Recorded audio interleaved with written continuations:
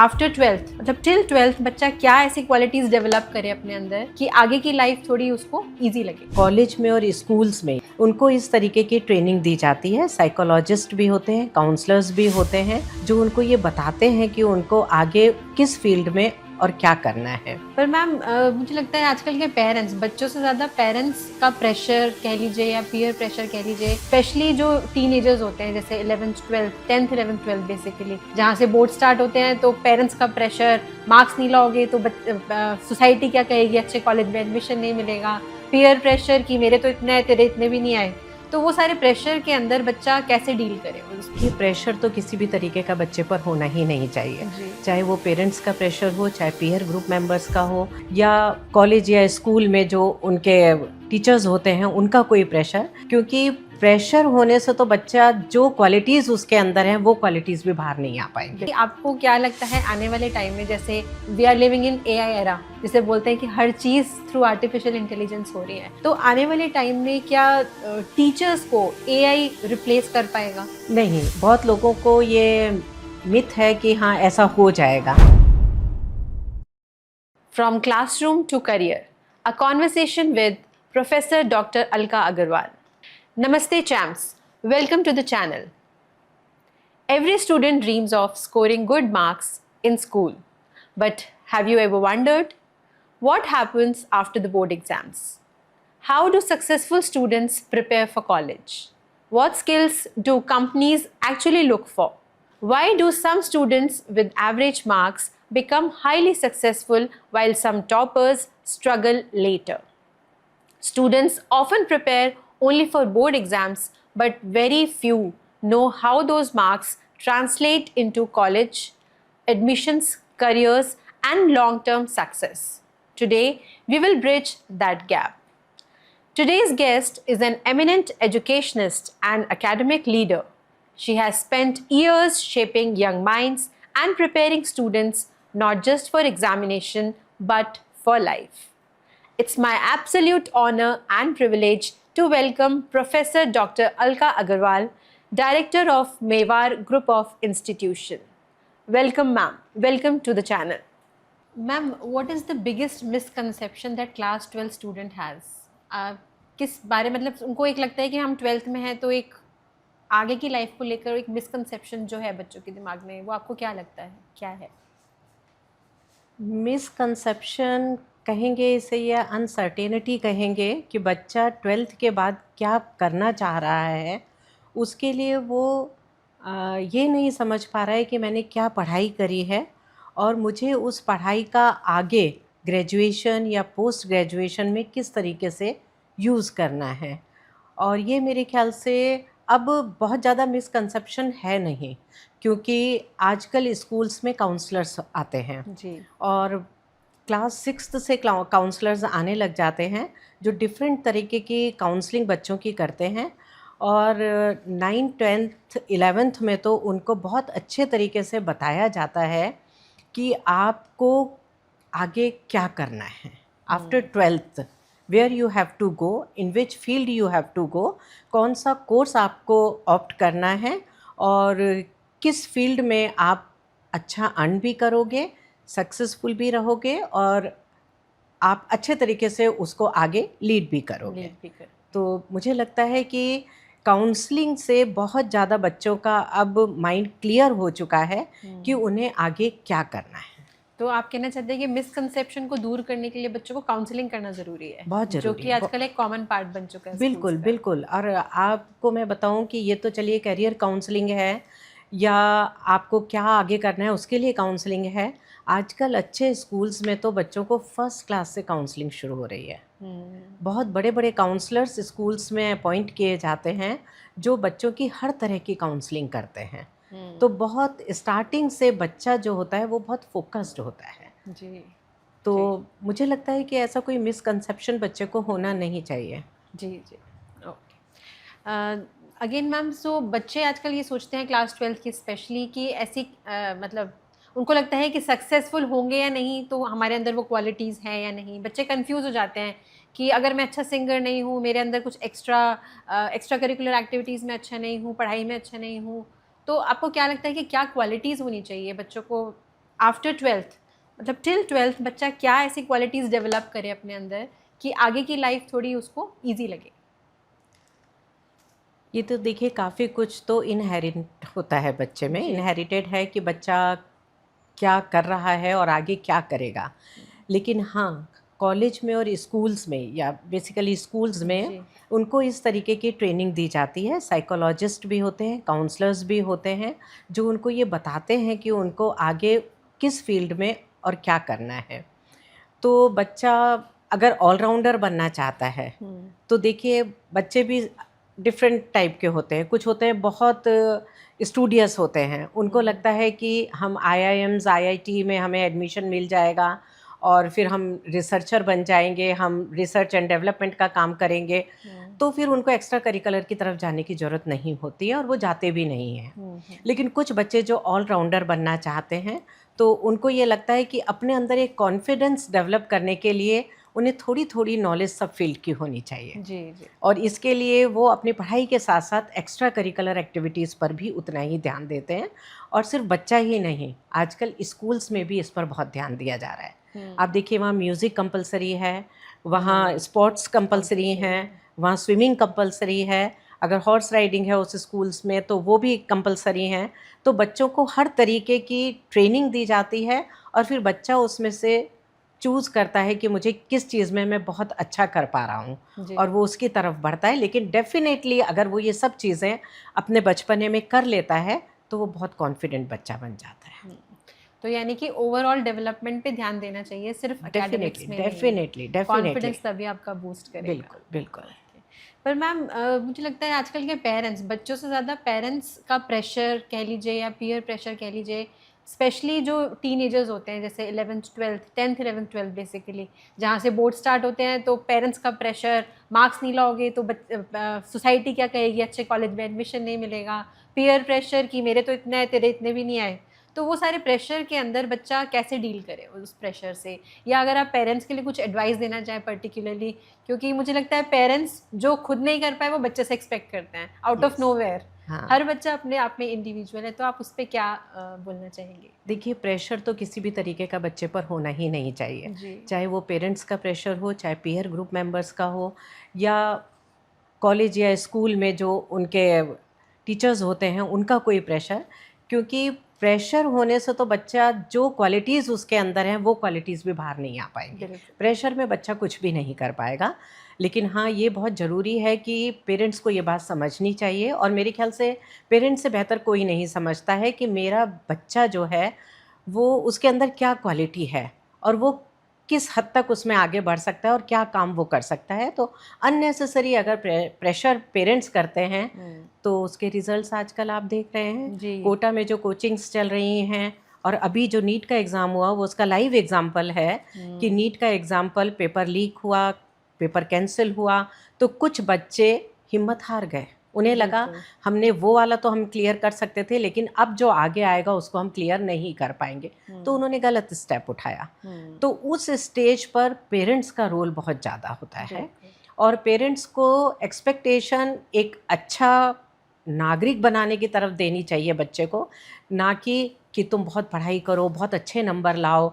और अगर आपको दिखता है कि आपका बच्चा कुछ कर सकता है तो उससे फिर एक बहुत हेल्दी एनवायरनमेंट में उससे बात की जा सकती है। लेकिन प्रेशर देना तो बिल्कुल भी ठीक नहीं है। बच्चा नहीं झेल पाता है और फिर वो गलत स्टेप उठाता है, जी। जो हम और कोई भी पेरेंट नहीं चाहता नहीं है। चाहेगा। तो मुझे लगता है मैम आप ये बोलना चाहते हैं कि इस एज में पेरेंट्स को बच्चे का फ्रेंड बनना चाहिए फ्रेंड रादर बनना देन चाहिए, जज कि उसे यस। जज कर रहे हैं, बिल्कुल, नहीं तुम बिल्कुल मार्क्स ठीक नहीं वर्ड लाए। आपने यूज़ किया। उसको एज़ अ पेरेंट ही अपने एज़ अ फ्रेंड ही अपने बच्चे के साथ ट्रीट करना चाहिए। जी। जी। अच्छा मैम, अगर हम बात करें जैसे बच्चों का एक मेन एम होता है आफ्टर 12th मुझे अच्छा कॉलेज मिलना चाहिए। तो अच्छा कॉलेज मिलने के लिए percentage of course it matters. तो अगर बच्चा प्रिपेयर कर रहा है शुरू से, तो आप क्या गाइड करेंगे कि बच्चा सिर्फ पढ़ाई पढ़ाई पढ़ाई पे ध्यान दे के टेक्स्ट बुक पढ़े, पास्ट ईयर्स पेपर करे और अपना मार्क्स ला के किसी तरह कॉलेज में घुस जाए? आप उस बच्चे को देखते हैं एडमिशन के टाइम पे, आप अच्छे स्कोरर को देखते हैं या ऑल राउंड चाइल्ड को देखते हैं कि ठीक है इसके 75% आ गए सपोज, बट ये एक्स्ट्रा करिकुलर में बहुत अच्छा है, तो प्रेफरेंस क्या दी जाती है आजकल के कॉलेजेस में?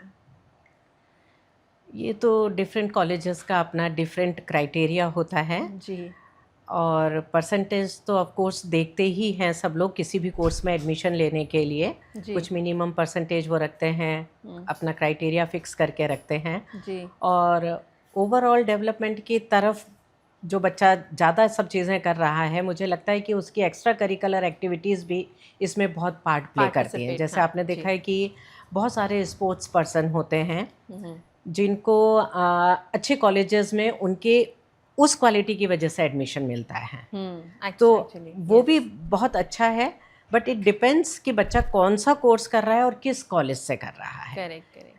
अगर आईआईएम आईआईटी में वो जाना चाहता है तो उनकी अपनी एक है, जैसे इवन एसआरसीसी ले लीजिए या डीयू ले लीजिए, तो उनकी भी एक मिनिमम परसेंटेज है। जी जी उसके अलावा अगर आप बहुत अच्छे किसी स्पोर्ट्स में एक्स्ट्रा ऑर्डिनरी हो, नेशनल या इंटरनेशनल लेवल पर हो, जी। तब तो वो उसको एंटरटेन करते हैं। अदरवाइज अच्छा। जो फर्स्ट क्राइटेरिया होता है वो उन्होंने जो अपना फिक्स किया हुआ है मिनिमम परसेंटेज, वो उस पर कायम रहते हैं और उस पर बच्चे को एडमिशन एडमिशन देते हैं। अच्छा। लेकिन कुछ एक्स्ट्रा ऑर्डिनरी केसेस में जी, जैसे बोलते हैं ना मैम, स्पोर्ट्स कोटे के थ्रू बच्चे का एडमिशन यस, हुआ, वो तो फिर उसने फिर अगर नेशनल इंटरनेशनल में हाँ कुछ हाँ, अचीव किया है यस यस। तो ओके। Okay ma'am. तो मैम ऐसा आपको आई मीन आप ऐसा कुछ बताइए, जैसे बोलते हैं बच्चे को कि ऐसी एजुकेशन देनी चाहिए जो apart from the text book से हट के आप बच्चों को क्या गाइड करना चाहिए कि बच्चों को ये भी चीज़ सीखनी चाहिए at this age of class 11th 12th? बच्चे को और क्या सीखना चाहिए apart from the text book? ऐसा और क्या सीखना चाहिए जो उनकी लाइफ में काम करे, उनको हेल्प करे? देखिए, टेक्स्ट बुक में जो इनके थ्योरेटिकल चैप्टर्स होते हैं, थ्योरेटिकल नॉलेज होती है, वो तो उनको आनी ही चाहिए। जी। साथ ही साथ उस पर बेस्ड प्रैक्टिकल्स भी उनको थॉरो कराए जाने चाहिए स्कूल कॉलेजेस में, और आजकल उसके ऊपर ज़्यादा जोर दिया भी जा रहा है कि बच्चों को प्रैक्टिकल नॉलेज ज़्यादा दी जाए। जैसे मान लीजिए कोई बच्चा कंप्यूटर साइंस में बीटेक कर रहा है, उसका कोर्स तो एक लिमिटेड ही होगा, उसमें क्या क्या सब्जेक्ट्स पढ़ने हैं और उसमें क्या क्या चीज़ें आएंगी। लेकिन इसके अलावा जो अभी नई चीज़ें आ रही हैं, जैसे अब कंप्यूटर की बात करें तो उसमें आर्टिफिशियल इंटेलिजेंस, जी। मशीन लर्निंग, ये सारी चीज़ें जो भी आ रही हैं, तो उनके लिए अगर वो कोर्स में इंक्लूडेड नहीं है तो उनके लिए कुछ वैल्यू एडेड कोर्सेज रखने चाहिए, जी। और उनके थ्रू उनको प्रैक्टिकल नॉलेज देनी चाहिए।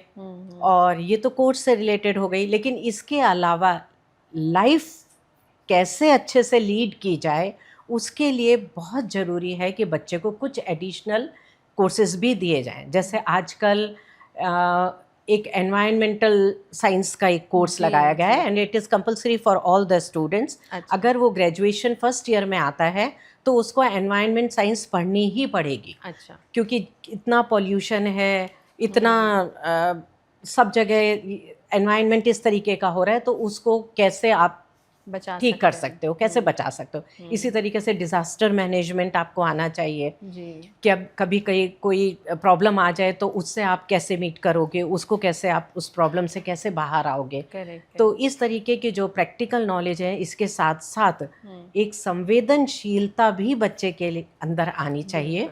उसके लिए भी कुछ उनके मॉरल वैल्यूज़ से रिलेटेड कोर्सेज होते हैं, जिसको कि हम प्रोफेशनल एथिक्स भी कह सकते हैं, पर्सनल एथिक्स भी कह सकते हैं। जी, ये कोर्सेज भी बच्चों को कराने बहुत ज़रूरी हैं, और अब ये कोर्स में भी इंक्लूड कर दिए गए हैं। अच्छा अच्छा। तो बच्चा जो है वो उसको तो सीखता है। साथ ही साथ अगर कोर्स में नहीं है तो बाहर आजकल बहुत सारे ट्रेनर्स हैं जो इस तरीके की ट्रेनिंग दे रहे हैं। इवन एटिकेट्स बच्चे में कैसे होने चाहिए, इसके लिए आजकल घर घर क्लासेस खुल गई हैं, तो बच्चे को वो भी सिखाया जाना चाहिए। जी। तो ये सारी चीज़ें होती हैं जो एनवायरनमेंट को अच्छा करें, प्लस बच्चा अपनी लाइफ बहुत अच्छे से फ्यूचर में लीड करे। इसके लिए उनको ये एडिशनल नॉलेज देना भी बहुत ज़रूरी बहुत है। ज़रूरी है। नहीं, आपने बिल्कुल सही कहा मैम। एकेडमिक नॉलेज तो एक one side of the story है, बट लाइफ में एथिक्स काम आते हैं मेन एथिक्स चल काम के। आते हैं, आगे yes। आप अगर एथिकल हैं तो आपके लिए लाइफ इजी बन जाती है। बिल्कुल बिल्कुल। Yes ma'am, thank you so much ma'am. तो मैम अभी आपने जैसे बात करी थी एआई की, तो मेरा नेक्स्ट क्वेश्चन यही है कि आपको क्या लगता है आने वाले टाइम में, जैसे we are living in AI era, जिसे बोलते हैं कि हर चीज़ थ्रू आर्टिफिशियल इंटेलिजेंस हो रही है, तो आने वाले टाइम में क्या टीचर्स को एआई रिप्लेस कर पाएगा? नहीं, बहुत लोगों को ये मिथ है कि हाँ ऐसा हो जाएगा, लेकिन एक्सपर्ट्स का कहना है कि ऐसा नहीं होगा। एआई को यूज़ करने के लिए भी आपको ह्यूमंस तो चाहिए ही, मैन पावर तो आपको चाहिए ही। जी। तो मुझे लगता है कि उसको हैंडल करने के लिए, उसको उससे बहुत अच्छे रिजल्ट्स लेने के लिए हमें मैन पावर की ज़रूरत है। तो मुझे लगता है कि रिप्लेस तो नहीं करेगा, बल्कि उनकी नॉलेज को और एनहेंस करेगा enhance और करेगा। दोनों मिलकर काम को और अच्छे तरीके से करेंगे। तो यानी कि टीचर्स को ही और एनहांस करेगा, टीचर यस, की नॉलेज को और एनहांस हाँ, करेगा दोनों रादर देन मिलकर फिर रिप्लेसिंग। बहुत अच्छे रिजल्ट्स ला सकते हैं। ला सकते हैं, बिल्कुल। क्योंकि मैम ये क्वेश्चन होता है आजकल के बच्चे पूछते हैं स्पेशली कि जब तक हम जाएंगे, जैसे 11th-12th के बच्चे स्पेशली, वो बोलते हैं जब तक हमारी ग्रेजुएशन या पोस्ट ग्रेजुएशन होगा तब तक तो एआई क्या कर देगा, तो हमारे लिए जॉब ही नहीं बचेंगे, उनको ये फेयर रहता है। तो उसके लिए आपने बहुत अच्छा कहा कि एआई जो है रिप्लेस नहीं करेगा बट वो ऐड ऑन करेगा। और बाकी तो देखिए आने वाला वक्त बताएगा, जी जी, बिल्कुल। क्योंकि ये सब चीज़ें एकदम से नहीं कही जा सकती हैं। समय के साथ क्या चीज़ें चेंज होंगी उसके हिसाब से पता लगेगा। Correct, okay. मैम तो जैसे कि स्पेशली अगर कॉमर्स स्टूडेंट्स की बात करें तो कॉमर्स स्टूडेंट्स के लिए कुछ स्पेसिफिक अगर आप कुछ करियर ऑप्शंस बताना चाहें अपार्ट फ्रॉम चार्टर्ड अकाउंटेंट, तो वो क्या हो सकते हैं? मतलब बच्चे क्या क्या चीज़ें कर सकते हैं? कॉमर्स स्टूडेंट बोलता है कि चार्टर्ड अकाउंटेंट तो इतने सारे हैं, रिजल्ट आता है 2%, 2% बन 0.2% हाँ। आता है, तो हम चार्टर्ड अकाउंटेंसी क्यों करें? तो आप क्या गाइड करना चाहेंगे और क्या ऑप्शंस हो हाँ, सकते नहीं हैं करियर डेफ़िनेटली, ऑप्शंस? क्योंकि chartered accountancy is a very difficult course. हर बच्चा उसको कर भी नहीं सकता नहीं है, सकता जी। बहुत टाइम कंज्यूमिंग भी है।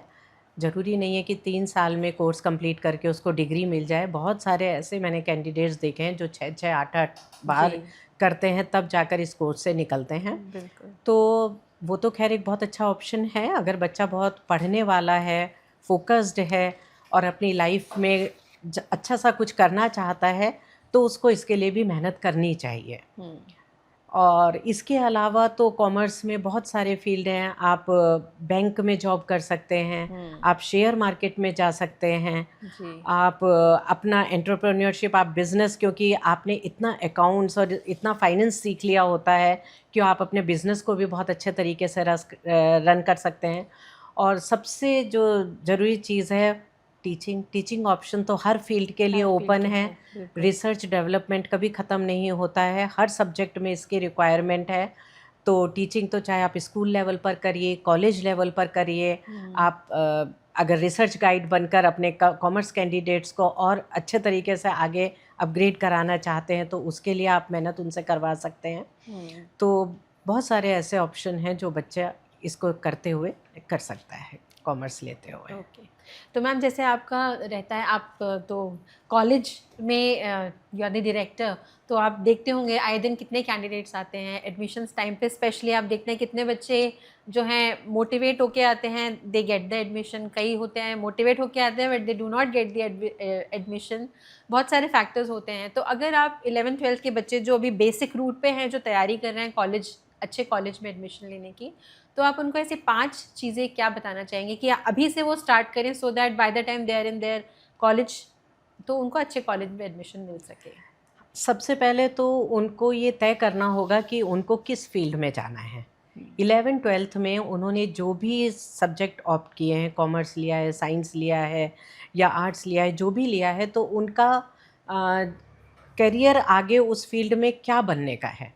जैसे बहुत से बच्चे होते हैं जो सोचते हैं कि हमें आईएएस ही करना है, हुँ, तो वो आर्ट्स सब्जेक्ट लेते हैं कि आर्ट्स सब्जेक्ट में थोड़ा-सा उनको पब्लिक एडमिनिस्ट्रेशन है, हुँ, हिस्ट्री है, हुँ, तो वो फिर उसके उसी तरीके की तैयारी करते हैं। हुँ, इसी तरीके से कुछ बच्चे इंजीनियर बनना चाहते हैं, कुछ डॉक्टर बनना चाहते हैं, तो वो 11th-12th से उस पढ़ाई में लग जाते हैं और वो उसी की प्रिपरेशन करते हैं, कोचिंग करते हैं या जो भी करते हैं। जी, तो इनमें जो आपने कहा कि 5 चीज़ें ऐसी बताइए जिसमें कि बच्चा आगे चलकर ये ना रिग्रेट करे कि मैंने जो किया ये ठीक नहीं था, या मेरी लाइफ में जितना सक्सेसफुल मैं होना चाहता था, जितना मैं अर्न करना चाहता था, उतना नहीं कर पाया हूँ।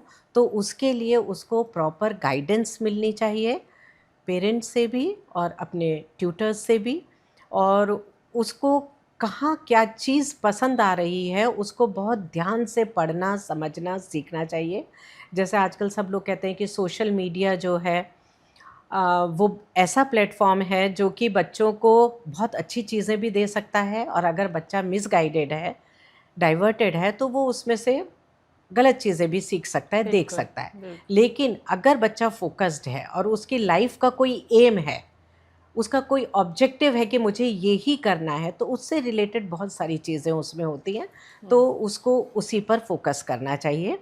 मेरी मुलाकात एक आईएएस ऑफिसर से हुई थी, तो उन्होंने मुझे बताया कि मेरे साथ हम 4 बॉयज़ थे जो साथ बैठ कर पढ़ा करते थे। तो हम लोग जनरली मोबाइल में से ही सारी चीज़ें निकाला करते थे। तो कहते हैं एक भी दिन, इवन एक भी मिनट ऐसा नहीं हुआ होगा जबकि मैंने मोबाइल को मिसयूज़ किया होगा। मैंने मोबाइल में से अपनी पढ़ाई से रिलेटेड, अपने सब्जेक्ट से रिलेटेड चीज़ें ही हमेशा देखी, और उसके बेस पर ही मैंने अपने आप को स्ट्रॉन्ग बनाया। तो ये बच्चे बच्चे पर डिपेंड करता है कि वो अपनी लाइफ का क्या एम बना रहा है, और उस एम पर पहुंचने के लिए उसको कितनी मेहनत करनी है और कैसी मेहनत करनी है। तो उसको फोकस्ड होना बहुत ज़रूरी है, उसको हार्ड वर्कर होना बहुत ज़रूरी है, उसको नई नई चीज़ों को एक्सप्लोर करना बहुत ज़रूरी है। किसी भी काम को करने के लिए डिसिप्लिन बहुत ज़रूरी है। तो बच्चे को 11-12 से ही बहुत डिसिप्लिन्ड होने की ज़रूरत है। और इसमें जो एक सबसे बड़ी चीज़ है, ये सब चीज़ें तो हैं ही, इसके साथ साथ उसको अपनी हेल्थ का ध्यान रखना बहुत ज़रूरी है, बिकॉज़ एक अच्छा शरीर ही अच्छे दिमाग को इस्तेमाल कर सकता है, नहीं तो बिल्कुल। नहीं कर सकता है। तो इन सब चीज़ों के साथ-साथ उसको अपना खाना और उसको थोड़ा बहुत योग प्राणायाम की तरफ भी ध्यान देना बहुत ज़रूरी है। तो यानी सेहत सबसे पहले, सेहत सबसे उसके बाद अपनी एवरीथिंग विल फॉल इनटू अगर आपकी प्लेस। सेहत ही अच्छी नहीं है तो आप कुछ नहीं कर कुछ पाओगे, नहीं कर पाएंगे। आप पढ़ाई भी नहीं कर पाओगे। बिल्कुल। तो आपका दिमाग तो सारा अपनी सेहत पे ही लगा रहेगा। तो एक कंसंट्रेशन के लिए आपको एक हेल्दी बॉडी बहुत ज़रूरी है, तो उस पर भी आपको काम करना बहुत ज़रूरी है। तो ये बच्चों को शुरू से सीखने वाली बातें हैं। शुरू से सीखना। बिल्कुल सही बोला, बिल्कुल सही बोला मैम आपने। अगर हेल्थ है तो सब कुछ है, सब कुछ। Everything will fall into place. तो मैम इसमें आपको क्या लगता है पेरेंट्स का क्या योगदान होना चाहिए? मतलब पेरेंट्स जो है, क्योंकि आजकल जो देखा जाए तो mother and father both are working, और जो बच्चा टीन एज में है अपनी, वो एक तरीके से अकेला है, या तो सिर्फ फ्रेंड्स के साथ है या पेरेंट्स से मॉर्निंग में या इवनिंग में मिलता है। तो पेरेंट्स के लिए अगर आप कोई एक मैसेज देना चाहें कि इस टाइम पर स्पेसिफिकली बच्चों के ऊपर आप क्या ध्यान दें? देखिए, पेरेंट्स की तो प्राइम ड्यूटी ही है, क्योंकि बच्चों का ख्याल रखना, बच्चों को आगे बढ़ाना, बच्चों को अच्छी ट्रेनिंग देना, सबसे पहला फ़र्ज़ तो पेरेंट्स का ही होता है, और पेरेंट्स को ये करना भी चाहिए। और मेरे ख़्याल से ज़्यादातर पेरेंट्स करते भी हैं। जी। जितना भी समय वो निकालते हैं सिर्फ़ बच्चों के लिए ही निकालते हैं, और जो कुछ वो कर रहे हैं वो सब बच्चों के लिए ही कर रहे हैं। तो बच्चों को शुरू से थोड़ा-सा उनको इन चीज़ों में इन्वॉल्व करवाने की ज़रूरत है। उनकी लाइफ़ में क्या चल डिसिप्लिन रहा लाने है? की ज़रूरत है, और प्लस जैसा आपने पहले भी कहा था, एक फ्रेंड की तरह उससे बात करने की ज़रूरत है, जिससे कोई बात जो उसके मन में है वो मन में ना रहे, बाहर निकल कर आए और अपने पेरेंट्स से वो उसको डिस्कस करे। तो ये बहुत ज़रूरी है। तो मुझे लगता है कि पेरेंट्स की तो ड्यूटी लाइफ लॉन्ग है, सिर्फ चाइल्डहुड तक ही नहीं है, लाइफ लॉन्ग पेरेंट्स की ड्यूटी है। और बाकी बहुत सारी चीज़ें वो अपने स्कूल कॉलेज में भी सीखता है, अपने पीयर ग्रुप के साथ भी सीखता है, उनसे भी अट्रैक्ट होता है, और वो भी उनको मोटिवेट करते हैं। तो ये एक मिला जुला काम होता है जो एक सोसाइटी को एक अच्छा नागरिक देने के लिए करना होता है। जी। तो मतलब पेरेंट्स को आप ये बोलना चाहेंगे कि be a friend to your child. Yes. अपने बच्चे से दोस्ती कर लीजिए तो बाकी सब चीज़ें ठीक ठाक हो जाएंगी। Yes, thank you ma'am. अच्छा मैम, मतलब जैसे बोलते हैं ना कि बच्चे हमें बहुत कुछ सिखा देते हैं। जब मैं भी कभी बच्चों को पढ़ाती हूँ तो मुझे लगता है कि बच्चों से कुछ हर दिन कुछ नया सीखने को मिलता है, चाहे वो रिलेटेड टू सब्जेक्ट हो या अदरवाइज। तो ऐसी कोई चीज़ आप शेयर करना चाहें जो आपने अपने एंटायर करियर टिल नाउ आपने जो कुछ सीखा हो अपने बच्चों से, अपने स्टूडेंट्स से स्पेशली, तो ऐसी कोई चीज़ अगर आप शेयर करना चाहेंगे? देखिए, हाँ, बच्चों से भी सीखते हैं हम। हर ऐसा व्यक्ति जो हमसे मिलता है उससे हम कुछ ना कुछ सीखते हैं, जी जी, अपने घर में भी और अपने बाहर भी। घर में फैमिली मेम्बर्स, घर में अगर एल्डर्स हैं तो हम उनसे कुछ सीखते हैं, पेरेंट्स हैं उनसे सीखते हैं। तो जो भी हमारे कांटेक्ट में आता है उससे हम कुछ ना कुछ ज़रूर सीखते हैं। और बच्चों से तो सबसे अच्छी बात है कि हम जिंदा दिली सीखते हैं। जिंदा दिली, बिल्कुल बिल्कुल। देखिए क्योंकि जब हमारी उम्र बढ़ती जाती है तो हम ये सोचते हैं कि ये बच्चे इतना अच्छे से खेल रहे हैं, ये बच्चे इतने अच्छे से खा रहे हैं, तो हम अपनी एज के साथ जब हम उन बच्चों के साथ उसी तरीके से घुल मिल जाते हैं तो हमें लगता है हम भी बच्चे बन गए। बच्चे बन गए। तो बच्चों के साथ रहकर तो बच्चा बनना सीखते हैं, और बच्चा बनना मुझे लगता है लाइफ की सबसे अच्छी चीज़, सबसे अच्छी चीज़, सबसे बिल्कुल अच्छी, सही। सबसे खुशनुमा चीज़ है। बिल्कुल सही बोला मैम आपने। अगर वो बोलते हैं ना, दिल तो बच्चा है जी, तो अगर जैसे आप बच्चों के साथ हो जाते हैं तो आप बच्चे अब जैसा हम फील करने लगते एजुकेशन हैं। फील्ड में हम तो चारों तरफ बच्चों से ही बच्चों घिरे से ही रहते हैं, घिरे हमें रहते हैं, तो हमें correct। लगता है कि हम हर दिन जवान ही हैं, हमें कोई चेंज ही नहीं आ रहा है। कई बार बच्चे खेल रहे होते हैं तो हम कहते हैं हम भी आ जाएं आपके साथ, तो बच्चे कहते हैं हाँ मैम आइए, मतलब उनको तो बहुत अच्छा लगता अच्छा है, लगता है। लेकिन हमें लगता है कि हाँ हमें बच्चों ने एक नया जीवन दे दिया। तो मैम जैसे अगर मान लीजिए आपके पास, I am just asking you hypothetically, कि आपको इंस्टेंटली दिमाग में क्या आता है? जैसे अगर कोई आप 11th-12th का बच्चा आपके पास आता है और बोलता है कि ma'am I am very nervous, I want admission to your college, तो मुझे ऐसा क्या करूँ? मैं बहुत डिस्टर्ब्ड हूँ, बहुत कंफ्यूज्ड हूँ, मैं ऐसा क्या करूँ? तो जो कन्फ्यूजन है उसके लिए आप बच्चों को अगर कुछ बोलना चाहें तो? देखिए उसके लिए काउंसलिंग है बच्चों की, लेकिन कन्फ्यूजन किस चीज़ का है उनको पहले तो उनका ये पता करना बहुत ज़रूरी है कि उनका कन्फ्यूजन क्या है। वो कन्फ्यूजन जैसे मैम, बच्चों को आजकल, कुछ बच्चों को तो पता ही नहीं है कि क्या करना है मुझे लाइफ में, बस ये पता है कि स्कूल से पास किया, कॉलेज में जाना है, अच्छे कॉलेज में जाना है, मस्ती करनी है, ये बच्चों का रहता है माइंडसेट। तो उस कन्फ्यूजन वाली स्टेज में आप क्या बोलना चाहेंगी बच्चों को? उनका कन्फ्यूजन दूर करेंगे हम उनकी काउंसलिंग कर कर और उनको ये बता कर कि जैसे 12th का बच्चा आया तो उसको इतना तो पता है कि उसको ग्रेजुएशन किस फील्ड में करनी है, करेक्ट, है ना।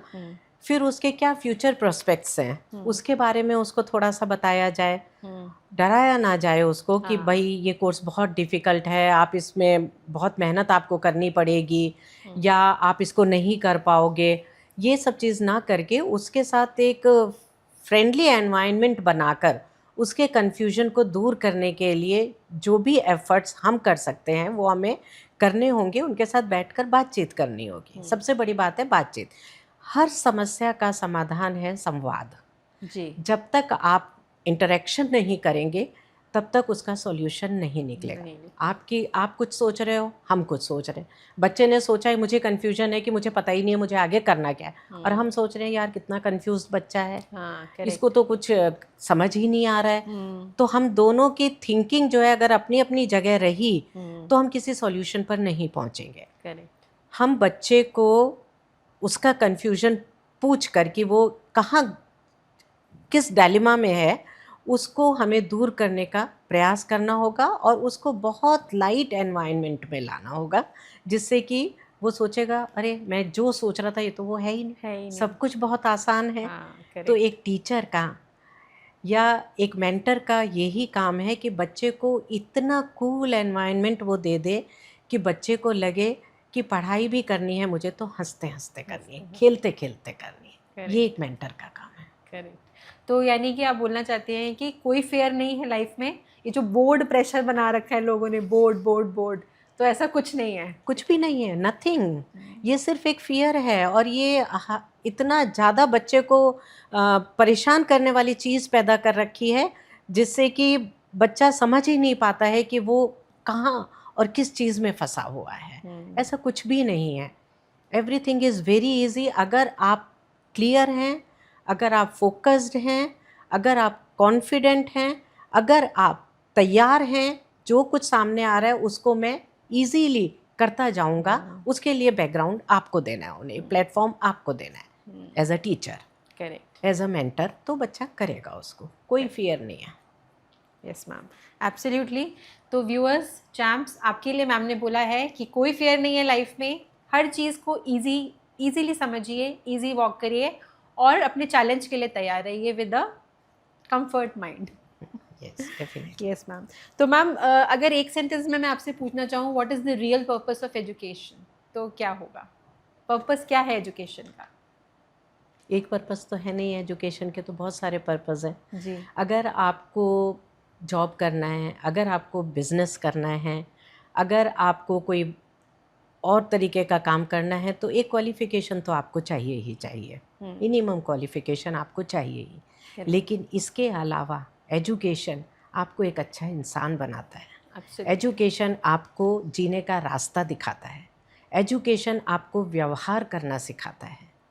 एजुकेशन आपको किस तरीके से उठना है, बैठना है, बातचीत करना है, कैसे अपने आप को प्रेजेंटेबल बनाना है, ये सब कुछ आपको एजुकेशन से ही मिलता है। इसके अलावा भी बहुत सारी चीज़ों से मिलता है, but basic is education. Absolutely. तो एजुकेशन ज़रूरी नहीं है बुकिश एजुकेशन हो, it is learning from anywhere is education. Yes. बिल्कुल सही बोला मैम। तो यानी कि अगर हम पूछें बच्चों से, हम अगर बोलना चाहें कि कोई फेयर नहीं है लाइफ में, board is just a milestone, आप आगे बढ़िए, जैसे नॉर्मल एग्ज़ाम देते हैं वैसे ही अपने बोर्ड एग्ज़ाम दीजिए, आगे बढ़िए और अपना रास्ता चुनिए। लाइफ बहुत आसान है और बहुत इजी है। यही मैम का मैसेज है आप लोगों के लिए बच्चों। तो फाइनली मैम, अगर एक आपको मैं सेंटेंस कंप्लीट करना चाहें कि a truly successful student is someone who, इसको आप अगर अपने शब्दों में कंप्लीट करना चाहें, एक सक्सेसफुल बच्चा कौन है जो who is focused. Who is main thing is life में फोकस है। फोकस्ड। फोकस से आप हटे तो आप कुछ भी नहीं कर पाएंगे। You have to be focused. Correct, correct. So focus, discipline and your mindset is what is important in life. So thank you so much ma'am, thank you so much for your precious time and giving us the deep insights. Before we end ma'am, I just wanted to know about the NEP 2020 जिसके बारे में आपने बात करी थी, तो वो क्या है, एक बार हमारे व्यूअर्स को समझाइए कि NEP 2020 की वजह से ऐसे क्या चेंजेस आए हमारे एजुकेशन सिस्टम में जो बच्चों के लिए बहुत हेल्पफुल है। बहुत सारे चेंजेस आए हैं एनईपी में। एक तो आप इसको अगर सरल शब्दों में कहें तो हमने इस एजुकेशन को अपनी कंट्री के हिसाब से बनाया है। हमारा देश, भारत देश में हमें कैसी एजुकेशन बच्चे को देनी है, उसके हिसाब से हमने इसमें कुछ चेंजेस किए हैं। और उसमें जैसा मैंने आपको बताया था, स्किल्स के ऊपर बहुत जोर दिया जाता है। साथ ही साथ बच्चा एक इंस्टीट्यूट तक ही सीमित ना रहकर अगर वो कोई दूसरे कोर्सेज किसी और इंस्टीट्यूट से करना चाहता है तो ये एक ऑप्शन भी उसके पास होता है। तो और इसमें बहुत सारी चीज़ों को बहुत आसान कर दिया गया है। पहले ऐसा होता था कि अगर आपने 11th कॉमर्स में किया है या 12th कॉमर्स में किया है तभी आप बीकॉम करोगे। अब ऐसा नहीं है। अच्छा। अब आप किसी भी फील्ड के हो सकते हो, किसी भी कोर्स को आपने किया है तो आप उसको रैंडमली चेंज करके दूसरा कोर्स भी ऑप्ट कर सकते हो। तो बहुत इजी बच्चे के लिए कर दिया गया है, जिससे कि बच्चे को एक तो एक हैंड्स ऑन ट्रेनिंग उसके पास होगी जब they will complete their course, और साथ ही साथ वो अपने डिसीशंस को चेंज भी कर सकता है। पहले ऐसा नहीं था। पहले ऐसा है कि आपने बीकॉम किया है तो आप एमकॉम करेंगे। अब आप बीकॉम किया है आपने तो आप एमएससी भी कर सकते हैं। आप एमकॉम भी कर सकते हैं और आप एमए भी कर सकते हैं। अच्छा।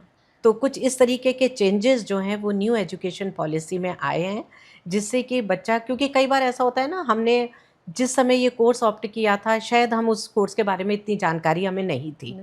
लेकिन धीरे धीरे जब हमें आगे जाके जानकारी हुई तो हमने सोचा कि हमने गलत कोर्स ले लिया, हमें तो कुछ और करना था। करेक्ट। तो अब ये फैसिलिटी बच्चों को मिल रही है। तो यानी आप अगर साइंस आपने 11th-12th किया है तो आप ग्रेजुएशन में एमकॉम बीकॉम कर सकते हैं, सॉरी बीकॉम कर सकते हैं। और बीच में भी चेंज कर सकते हैं। बीच में भी चेंज कर सकते हैं। एक साल के बाद भी चेंज कर सकते हैं। अच्छा। हाँ। ओके। तो आपने मल्टीपल आपको चॉइसेस जो हैं वो एनईपी में दी गई हैं और उनको ऑप्ट करके आप अपनी मन के हिसाब से सब्जेक्ट्स लेकर पढ़ाई कर सकते हैं। आज आपको कॉमर्स बहुत अच्छा लग रहा है, कल आपको अच्छा ही नहीं लग रहा है, वो आपका उसमें मन नहीं लग रहा है, आपको लगता है मैं तो कुछ साइंस के बारे में जानना चाहता हूँ, तो आप साइंस ले लीजिए। अरे वाह। तो ये कुछ चेंजेस जो हैं वो आए हैं जिनकी वजह से पढ़ाई आसान हो गई है और बच्चों के लिए बहुत सुविधाएं हो गई हैं। तो बच्चों, आपके लिए देखिए कितनी बड़ी इन्फॉर्मेशन मैम ने दी है कि आपको सिर्फ रेस्ट्रिक्टेड होने की ज़रूरत नहीं है कि मैंने अगर 11th-12th में कॉमर्स पढ़ा है तो मैं बीएससी करना चाहता था, नहीं कर पाया, अब आप सब कुछ कर सकते हैं। किसी भी फील्ड का बच्चा कुछ भी कर सकता है, तो ये बहुत बड़ी गिफ्ट है आप लोगों के लिए जो हमारे टाइम पे नहीं थी. Okay, thank you so much, ma'am, for your valuable time and for the deep insights. Thank you so much. Thank you. Thank you. As we come to an end of this enriching conversation with Dr. Alka Agarwal, I hope you found this episode as inspiring and insightful as I did. Her journey, experiences, and invaluable wisdom remind us that excellence is achieved through continuous learning, dedication, and the courage to make a meaningful impact. A heartfelt thank you to Dr. Alka Agarwal for joining us on Expert Talk with Dharna and sharing your valuable insights with our audience. It has truly been an honor to host you. If you have enjoyed this episode, don't forget to like, share, and subscribe to Expert Talk with Dharna on the channel Commerce Easy Hai with Dharna. Your support helps us bring more inspiring conversations with renowned educators, industry leaders, and entrepreneurs and change makers from across the globe. Share this episode with your friends, colleagues, students, and family because one meaningful conversation can inspire many more. Thank you for being a part of Expert Talk with Dharna.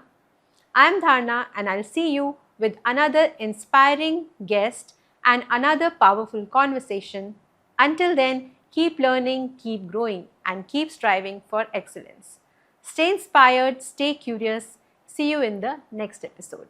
Bye bye, see you, and take care.